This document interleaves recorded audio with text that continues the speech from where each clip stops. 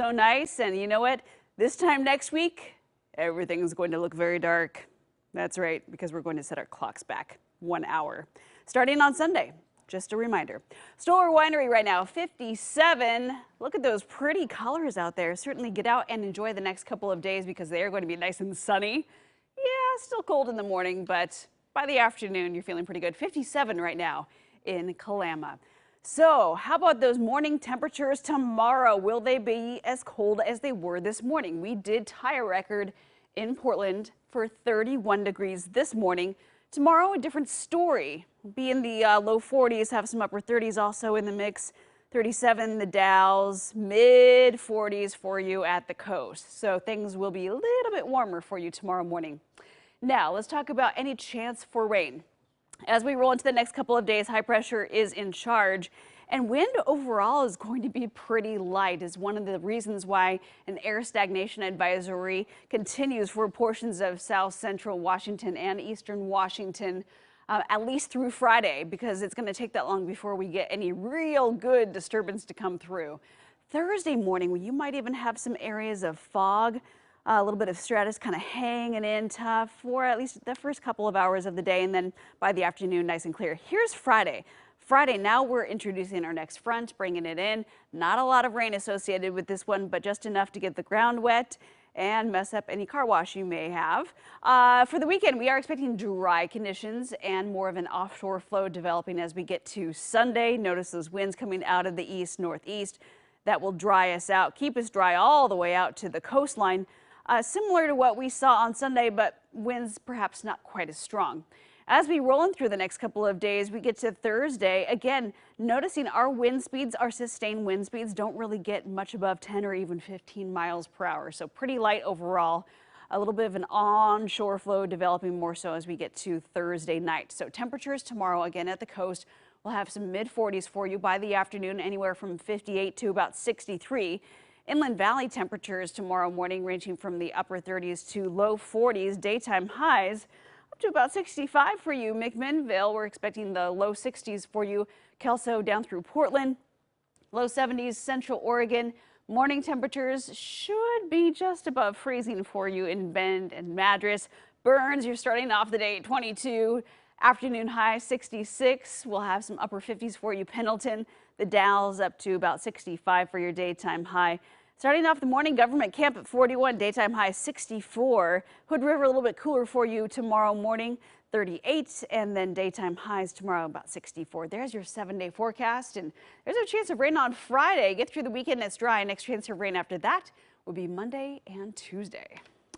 Thanks, Natasha. Up next, a Portland chef's take on a Filipino staple as we celebrate Filipino American History Month this October.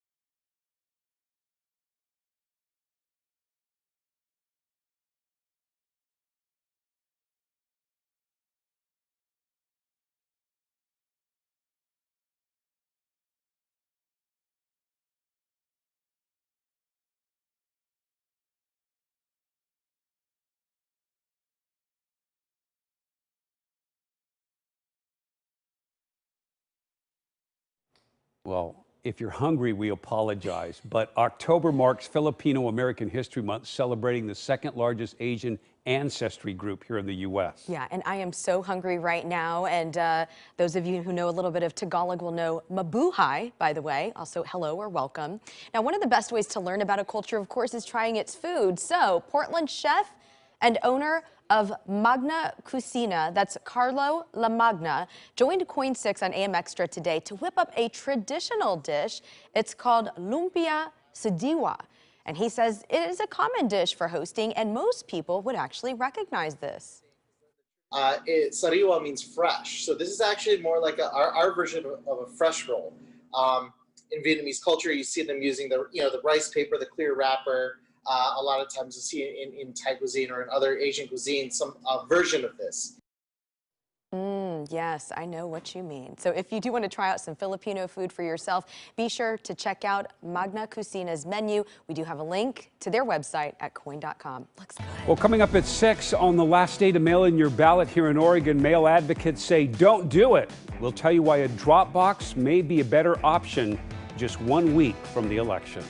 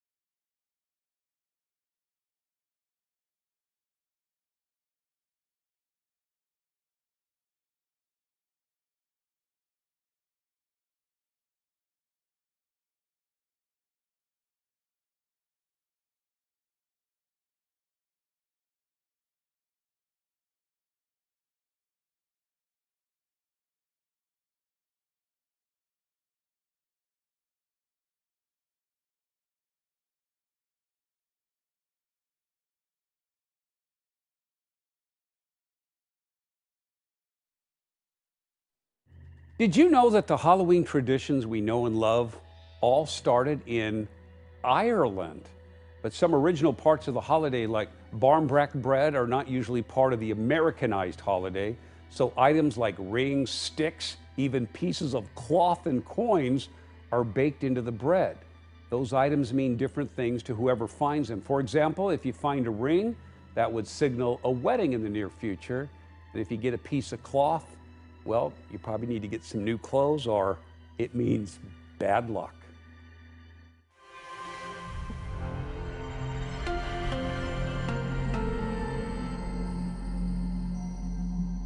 Live, you're watching Coin 6 News at 6, watching out for you. He was known across Portland for his handcrafted kimchi. Tonight, this young entrepreneur is dead, his family in mourning, his neighbors terrified by what happened just down the hall. This is Queen 6 News at 6. I'm Elizabeth Din. And I'm Jeff Gianola. And neighbors on edge after Matthew Choi was murdered in his apartment early Sunday morning. And Portland police still searching for his killer. Our Lindsay Nadrich spoke with neighbors in his Southeast Portland neighborhood, and they tell us they just don't feel safe anymore.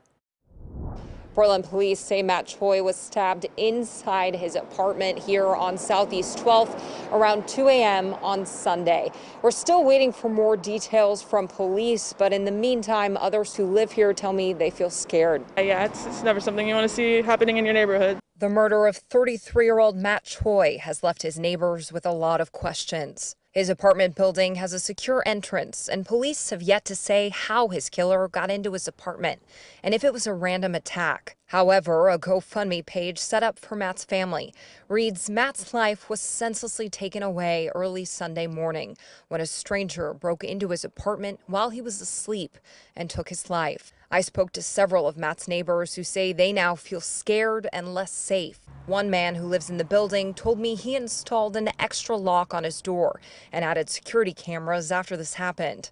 Others who live nearby are uneasy too. It's definitely concerning. I feel it's always been a safe neighborhood for me. You know, I walk around with my dogs at night. Never been of concern feeling safe here. So it's definitely concerning. Apartment building management says they've hired a security guard for the overnight hours. Neighbors also told me they're having a Zoom meeting tonight to get to know each other better in light of this tragedy. Matt is remembered as a small business owner, loving son, and community mentor. Friends say he and his mother ran Choi's Kimchi. According to their website, Choi's Kimchi began in 2011 when Matt and his mother took some of their kimchi to the Portland Farmers Market. Today, you can now find their kimchi in several stores, including Whole Foods and New Seasons. Some who worked alongside him say he and his mother were a gift to Oregon's food community. So not only is this a huge loss for his family and friends, but the community as well. Police are still looking for whoever did this and are asking anyone who has surveillance video in the area to come forward. If you want to help Matt's family, we have the link to their GoFundMe page on coin.com. In Portland, I'm Lindsay Nadrich, Coin 6 News. Now to a crime alert in Salem, where one man faces murder and bias crime charges. Police say Manuel North shot and killed Herman Leslie Graham III yesterday, and the attack was motivated by race. Graham is black. There's now a memorial with flowers and cards at the crime scene, all in Graham's honor. North remains in Marion County custody tonight. Oregon Governor Kate Brown has now extended a state of emergency another 60 days, taking the state into the new year. Today, Oregon reported 391 new cases and 9 deaths. This comes after reporting more than 2,700 cases over the previous 7 days. Well, Oregon and Washington just announced a joint plan with other Western states to vet a potential vaccine for COVID-19. Wayne Haverly is now digging deeper into how a panel of scientists may review the treatment options there. Wayne? Yeah, Governor Inslee says this new review process is only going to take a couple of days, so it should not slow down the process. But what they hope it will do is to give the public more confidence to go out there and get vaccinated. Masks and social distancing appear to be working in Washington and Oregon, as infection rates here are currently lower than in 45 other states. Even so, COVID fatigue is real. Some feel not enough is being done to stop the spread, while others don't seem worried. I guess I'm less concerned than the majority of people out there, I'll be honest. The idea that you have to wait for groups of people to become infected and then we can be, immune to it, I think is a dangerous game to play, which I think a lot of people are looking towards doing. Top health officials in Washington and Oregon hope to increase people's confidence in upcoming COVID vaccines. Today, Governor Inslee announced that Washington and Oregon have joined California and Nevada in creating a panel of top scientists to review FDA-approved vaccines before they're released to the public. We anticipate that their work could be done in days after the FDA comes up with a conclusion. Until a vaccine is approved, health officials say there's still plenty we can do to slow the spread, which will further open up the economy. Washington's Chief Science Officer, Kathy Lofi, says most infections are happening at home and in social gatherings. A recent survey of 4,000 Washington residents may reveal why this is happening. While over 90% reported often or always wearing a mask in public, only about 50% of these same people reported often or always wearing a mask in private settings. Top health officials are confident a vaccine is coming, but the distribution process will take time. So for now, they say masking up and keeping your distance continues to be our best defense. And health officials in Washington and Oregon, they're also working ahead to look at just how to distribute a vaccine once one is approved. And they're also looking at locations where that'll happen. They're even talking about the possibility of drive-through locations. So there'll be a lot to discuss in the coming months. Back to you. All right, Wayne Haverly. Wayne, thank you. Here's a sign of just how many people need help here in Portland. Online applications for household relief closed after just a few minutes this morning. Now, the city planned to distribute 1,400 debit cards, $500 each. It started at 9. It closed within 5 minutes. The city received 1,600 applications. Another 1,400 applications will be available Friday starting at 1 in the afternoon. You can learn more about how to apply at coin.com. Well, just 1 week left till Election Day, and today was your last day to mail in your ballot in Oregon. If you haven't done that yet, you will be happy to know voting advocates say you should actually skip the post office and go to a drop box instead.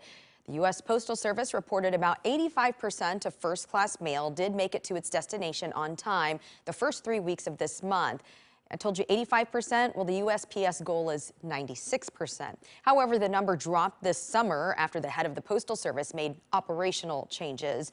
And then a court ordered the Postal Service to undo those changes. It's still unclear if that has happened. And if you already mailed your ballot, you can confirm if it arrived by going to OregonVotes.gov. One of the issues on the ballot, a measure for metro area voters to provide billions of dollars for transportation improvements to improve traffic, walking, biking, plus extended light rail service. Lisa Balick taking a closer look at Measure 26218, a new tax on larger employers, and she joins us live tonight from Tigard. Lisa?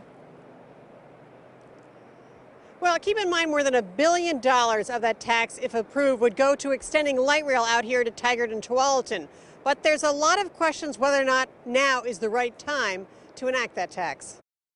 Extending light rail in southwest Portland. It's been studied for years. Now backers of Measure 26-218 say this new tax on business would get it going and make Metro eligible for billions in federal matching funds. And when we continue to see traffic increase year over year, and we're spending an hour to go from downtown to Hillsborough, whatever the case may be, and the train's going to do it in 20, you're going to see that shift, but not unless we invest in that infrastructure. A yes vote would allow Metro, the regional government, to collect a payroll tax less than 1% from businesses with over 25 workers starting in 2022. But there is strong opposition from many businesses. It particularly places a wage tax or a increased cost on employment for private sector, nonprofit hospitals across our region in the middle of an employment crisis. Some of the tax money would also pay for more electric buses, bridge repair, youth transit passes, safety improvements on bike and walking routes to schools. Supporters say they recognize the economic dilemma right now, but they're willing to make the investment for the future. I'm sympathetic to the businesses that have failed. I have friends and neighbors that are out of work. But I do know that this shall pass. The Portland Business Alliance says it supports investing in transportation, but not this way right now. We cannot increase the cost of jobs at a time when people are struggling to make ends meet, businesses are struggling to keep their doors open, that this is not the right priority at this moment.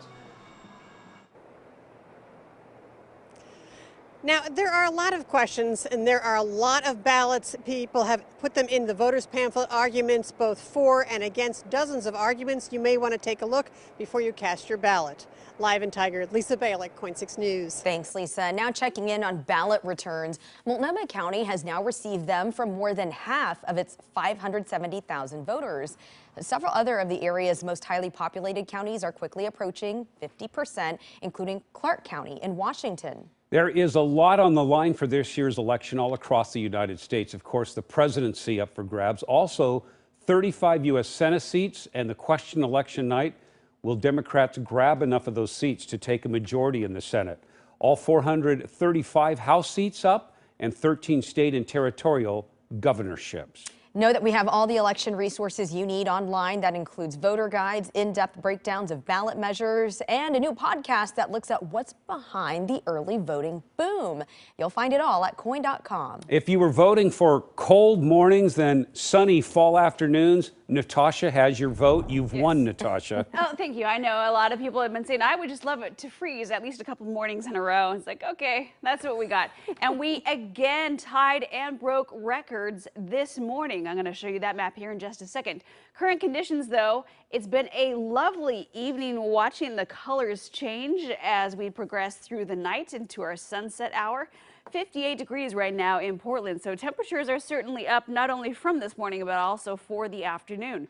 Wind is still calm out there, dew point 42. Looking ahead at your lows tomorrow, they'll be a little bit warmer than what you see on the map right here. This is from this morning. Portland tied a record of 31 degrees. Eugene broke a record 26.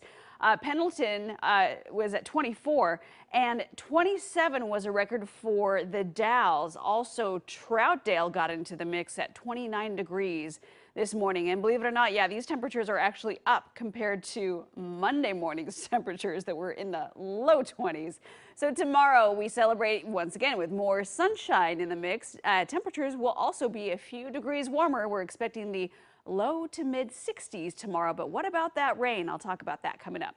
Thanks, Natasha. Coming up, a Portland golf course that's been around for nearly a century, now closed. What's replacing that enormous green space? And outfitting Portland City trucks with plows. They're just getting ready for the winter. But while you'll have to be extra careful driving near them this year.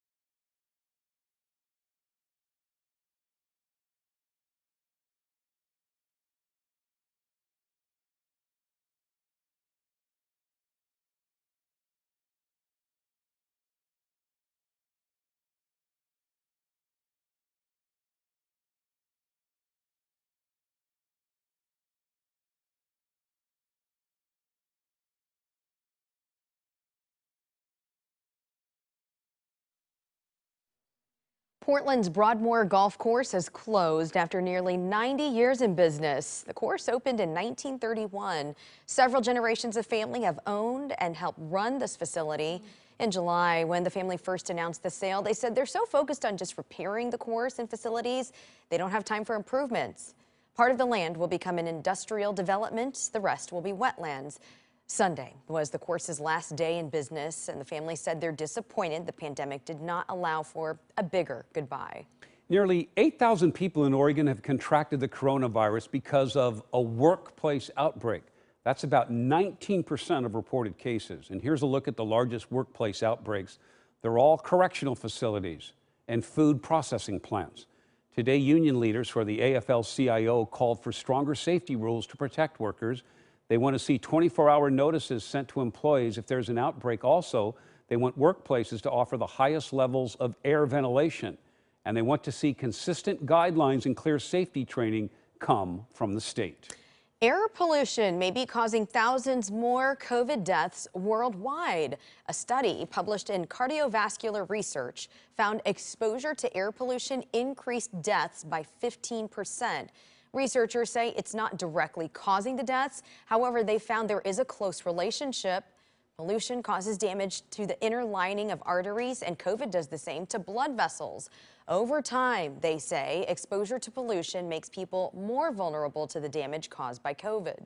Always be ready, and city crews getting ready for winter. Today, they started doing test runs of the agency's snow vehicle fleet. The heavy equipment has been used throughout the year, so crews have to make sure they're ready for the harsher winter months. They put plows onto city trucks, and they run those trucks and other equipment through a series of diagnostic tests. When the trucks do hit the road for the first snowfall, they'll have just one person inside their cab, so it's very important to give them a little distance. If you see a snowplow on the street, don't follow close behind. Give them plenty of room. Don't pass them. Give them plenty of distance, because it's really difficult for them to see obstacles, even parked cars and other objects in the street with that snowplow right in front of them. So they were just kind of practicing today, and they also say that city crews will also be wearing masks if they're out there keeping our streets clear of snow this year. And now to a notice to just be extra careful, as many trails in the Mount Hood Wilderness are still blocked or damaged because of those trees that were knocked down during the windstorm in early September. This video taken a few days later. Crews have been cleaning up the trails ever since, but then with winter coming, they likely won't be able to finish their work until spring. That's why they're asking anyone visiting the trails that are open to still look out for fallen trees, hanging branches, loose rocks, and unstable slopes. Elizabeth, Natasha says just enjoy these moments, these sunny fall afternoons and the crisp temperatures. Yeah, look at this. Yeah, I'm going to step out of the picture so you can take it in. Okay, now you can sip on your hot tea or whatever you like and enjoy this view here for the next few seconds.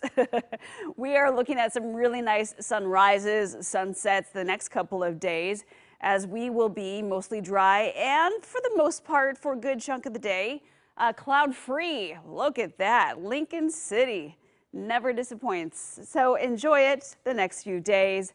Above freezing mornings are ahead instead of below freezing mornings. Showers are possible by the time we get to Friday. And if you have your mind on wintertime and you're thinking, what is going to happen this winter? This has been an extraordinary October for very cold temperatures. Well, we have a couple things online for you. Go to coin.com/weather. You can read the latest winter outlook from our own morning meteorologist, Kelly Bayern. And also our latest weather lesson is out, and it's all about those frigid temperatures that we saw just in the last couple of days, breaking those records. Go to coin.com/weather-kids for that weather lesson written by our own Joseph Dames. Okay, temperatures right now up and down the coast are in the mid-50s. We're at 58 in Portland, 55 the Dalles, looking at mostly clear conditions. A few more clouds lingering for tomorrow morning. Now, compared to 24 hours ago, we're about 7 degrees warmer in Portland, but look at that, a huge jump. Feeling a big difference right now in Central Oregon, where temperatures are 22 degrees warmer in Madras. Now, for your extended forecast, any chance of seeing some showers? Yeah, there certainly is that chance. What's going to happen before we get to that point? The next couple of days, mostly sunny for you, but in the morning on Thursday, We might have some areas of patchy fog or a little bit of that marine layer trying to develop and settling right there into the Willamette Valley. A chance for a few sprinkles. That'll be Thursday morning for western Washington. But what about our chance to see some measurable rain? Well, even with this next system coming through on Friday, forecast is showing maybe a few hundredths of an inch of rain, maybe a tenth of an inch, just enough to get the ground wet, but not looking at any kind of soaker. It quickly moves out. We're back to high pressure, back to the offshore flow as we get to Saturday. Yes, Halloween is dry. And Sunday, looking at that offshore flow to kind of take over, winds coming out of the east-northeast. So let's take a look for a second at those potential rainfall totals. I'll show you what I mean when I say not expecting much rain. There you go, right here in the valley, staying just under a tenth of an inch. At the coast, perhaps something closer to about a quarter of an inch, and not expecting much to measure at all in eastern Oregon. There's your 7-day forecast. Partly cloudy for you by tomorrow afternoon. Temperatures in the low 60s the next couple of days. Friday, looking at that again, brief chance of showers, 57 for your high. Temperatures overnight remaining in the low 40s to upper 30s in the valley. Saturday, Halloween, mostly sunny for you, 61, and right about 7 o'clock, just after the sun goes down, your temperatures on Saturday should be right around 50 to 52 degrees. On Sunday, don't forget to roll those clocks back. Monday and Tuesday, a chance for showers next week with temperatures remaining in the low 60s for November. There you go.